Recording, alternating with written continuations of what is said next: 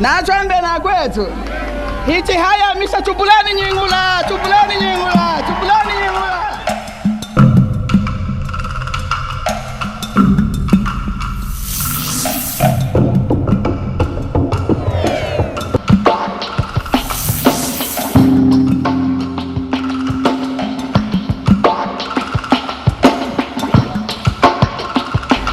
As people of this area, we never dreamt a day would come when we would see electricity in this area. This to us is a sign of good things ahead.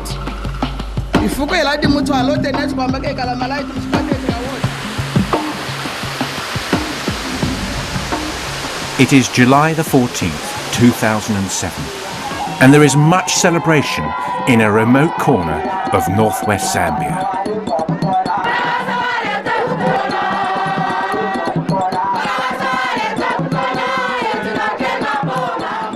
This is a beautiful part of Africa, once rich in game, though now much of the bush has been cleared for cultivation and trees. Still, there are many natural beauty spots and much to delight the adventurous traveller.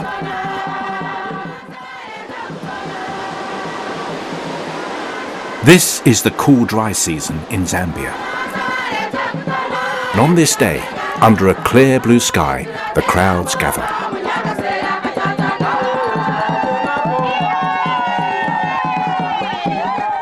Local women, resplendent in traditional African dress, sing and dance, a veritable symphony of voices and melodies, as choirs and schools perform for the dignitaries from local, regional and national government.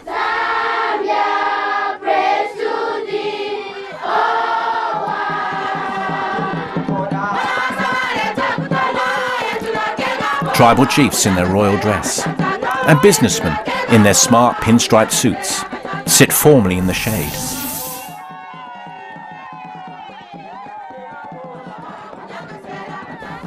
Some cannot hide their joy and join the dancing. This is a time of jubilation, and everyone wants the best view. Today marks the dawn of a new era. Today they celebrate, as their area is connected to the first ever hydropower.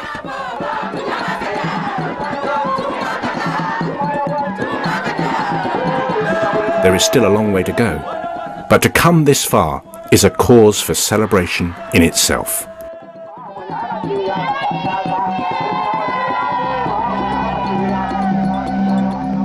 The future is bright for these long-suffering locals. But why here?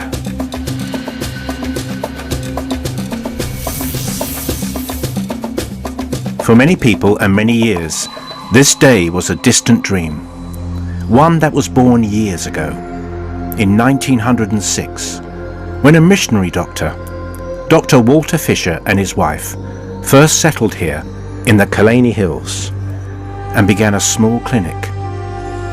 This was the first ever medical establishment of its kind in this remote part of Africa. Almost in the exact middle of this vast continent.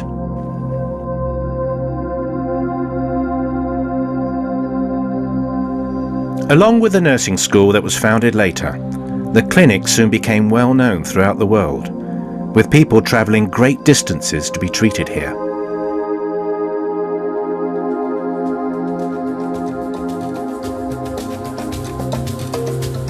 It became apparent that its location on the top of Ikeleg'i Hill was too great an obstacle for many of the patients. So, in 1937, the new hospital was built at the current site at the foot of Ikeleg'i Hill.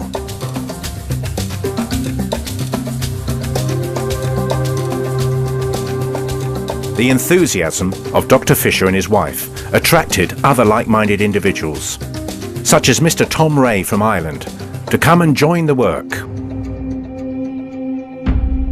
Those who came soon regarded Zambia as their home, and many of their descendants are still here today.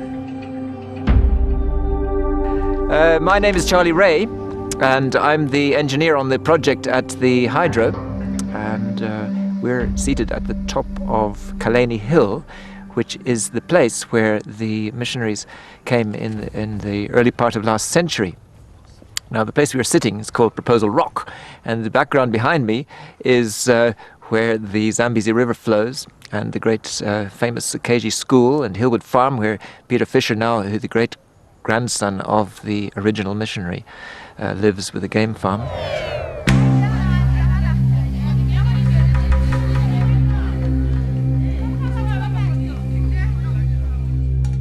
As time progressed, the hospital work began to struggle.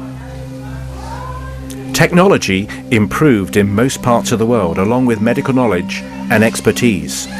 Yet here in Ikeleg'i, progress was much slower, with one of the key limiting factors being the lack of electricity. Power lines to this part of Zambia do not reach as far as Ikeleg'i.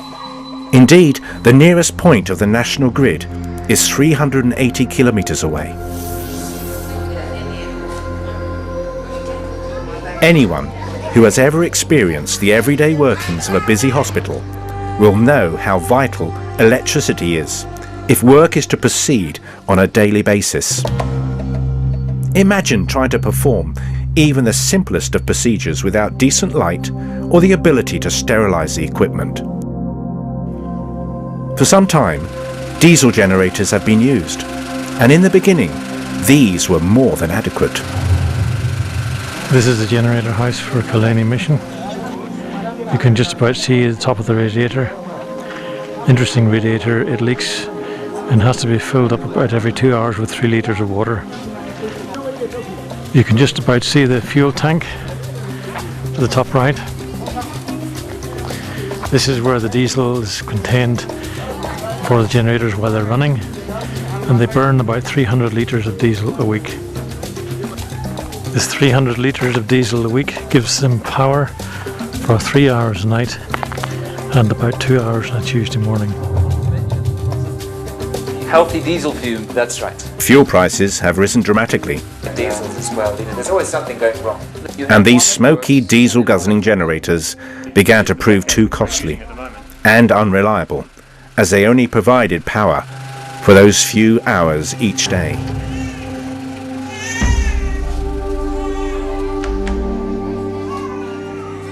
Add to this the total blackness of an African night. When once the sun goes down at 6 p.m, the darkness is all-consuming. You begin to realize how easily we take for granted the simplest of things, such as the ability to flick a switch and turn on a light.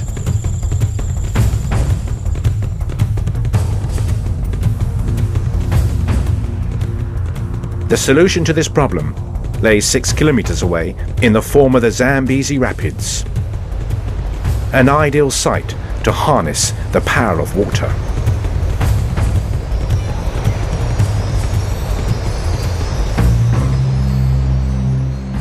Years earlier, in 1940, a primitive form of hydropower was initiated in the nearby Ikeleg'i School, when the headmaster, Mr. Hess, installed a water wheel. This simple wheel has been going ever since.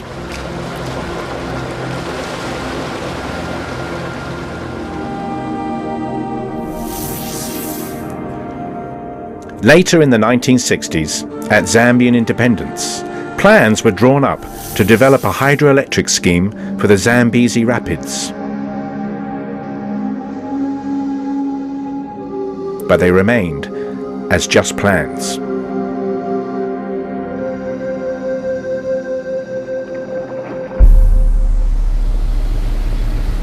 Then, in 2003, Dr. Peter Gill, a regular visitor to Ikeleg'i Hospital, once again recognized the need for hydroelectric power. Knowing about the 1964 plans, he triggered the process that finally brought electricity to this area. In pursuing his investigations, Dr. Gill was introduced to Charlie Ray, grandson of Tom Ray, who for a long time had the desire to develop the local community.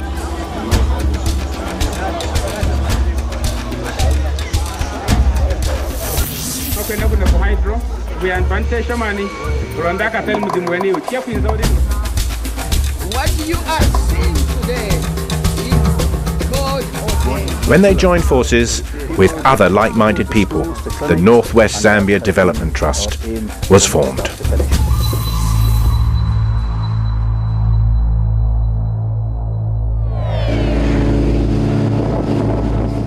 A feasibility study, which was funded by the trustees, gave an initial estimation of the cost for this project as $2.5 million. And you can see the canal beside the river with the road that we had to make to the left side of the canal. This shows the area for the turbine house and the engineer's house to the right. This is the top of the rapids where the weir is being constructed. And this is a view of the rapids as we're now leaving. The work began in earnest during April 2004. Interestingly though, at the time of commencement, there were no funds in the bank.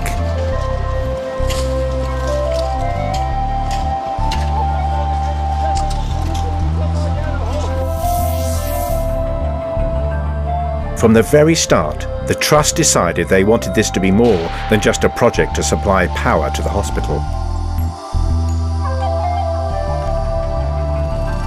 They wanted to use this opportunity to benefit the local community in the provision of jobs and the chance to learn new skills. A way of enabling the local Zambian people to take pride in their achievements. To attack poverty right at its roots. To provide education for their children, to encourage and attract business, to give them the resources to help themselves. All this consciously done as a demonstration of the good news of the Christian faith.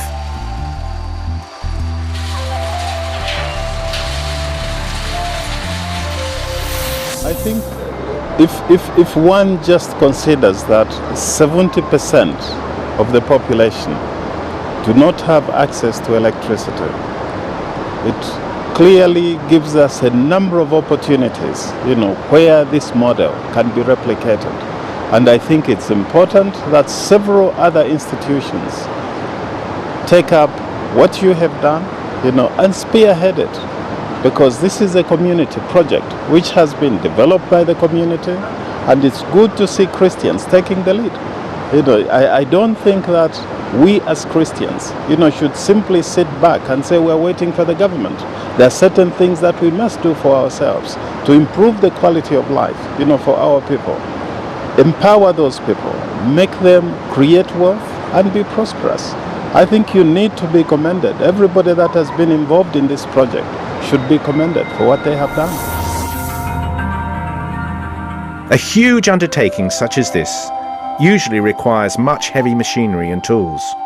But everything you see here is a result of sheer hard work, all done by hand, the old-fashioned way. What you see now represents the only mechanized equipment on the whole site. A tractor and a compressor. And the compressor is driving these drills which are drilling into the solid pink granite rock. When they have completed a series of drill holes, then another team comes along with a set of sledgehammers and wedges.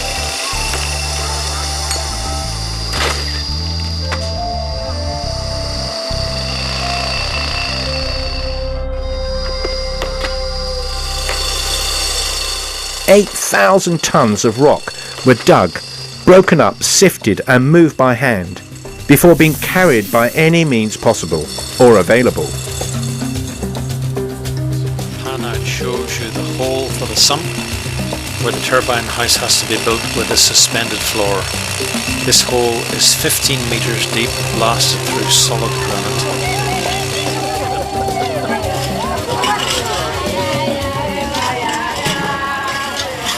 As they worked, they sang and celebrated.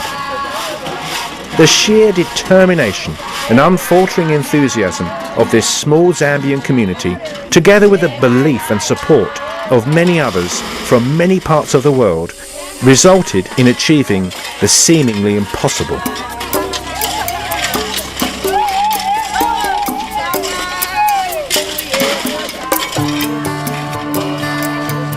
Hello, my name's Daniel Ray. My family have been in this area for, well, I'm the 4th generation. My grandfather Darrell was one of the first instigators of this project, and together with my uncle Charles Ray, was how I came to be involved. It's the most amazing thing I've ever done, most amazing project maybe I'll ever be involved in. It was a remarkable privilege to work here with all the local people. I mean, there's a few of us who are qualified engineers who had some of the expertise, but it's the hands of all the villagers that live around here, they're who have built it, that's who we worked with, and it was an amazing privilege. In every aspect, it was so challenging, technically, managerial, managing a large labour force, and just living out here in the bush, no communications. I had to go 7 kilometres by motorbike in the evenings to get on email, to communicate, to look for supplies, order what I needed. But living in a tent for a year, I mean, with no power, washing in the river, it was an amazing experience. I've grown up camping, but to actually live for a year without any of these things is totally different. And, well, it has influenced me a lot.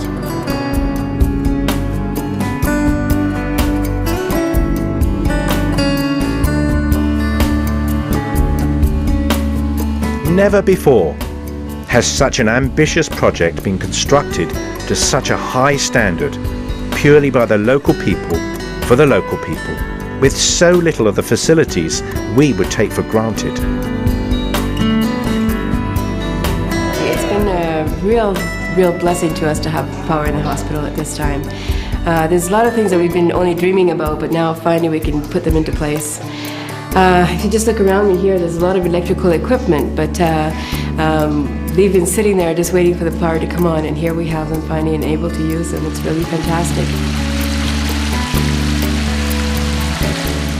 Since the start, many people and organisations, including the Zambian government, have supported the trust. The Vardy Foundation in the UK offered to match the funding, pound for pound, that the trust received.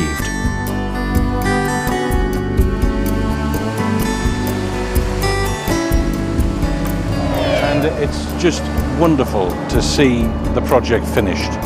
It's the thing that amazes me is the quality of the work that has been done. Obviously you can buy generators, put generators in anywhere, the equipment is one thing, but to see the work that the local people have done, the way that it's been, the rocks being blasted, the ladies have carried the rocks on their heads, and just the quality of the stonework that we see around us. It would have been so easy just to cover it in cement and make it cheap and easy. But what you've done and what you've encouraged the people to do is create something of real value, real worth, and really show the people out here what they are capable of doing. And I think if they have a vision of what they can do, then the future is secure. Now that you've given them power, it enables them to start businesses, to have some profitable organisations that will create employment, and I think we'll see this area transformed. And I can't wait till the second pipe is coming down the hill, the second set of equipment is in, and we're generating more power for this region. Hello.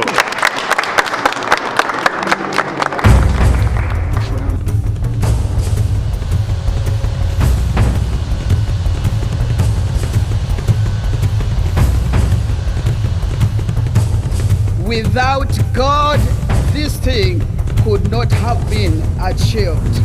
What you are seeing today is God ordained.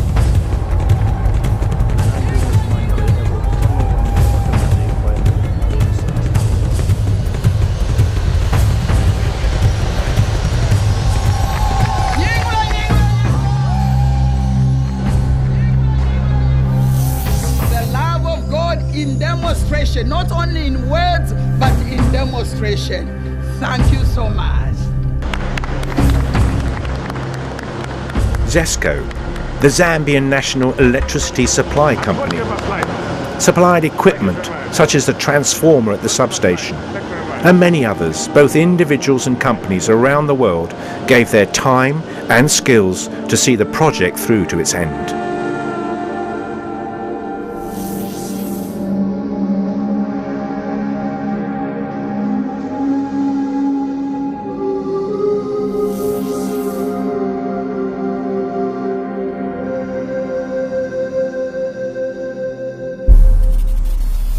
Today, there is 24-hour power. Today, they celebrate a miracle.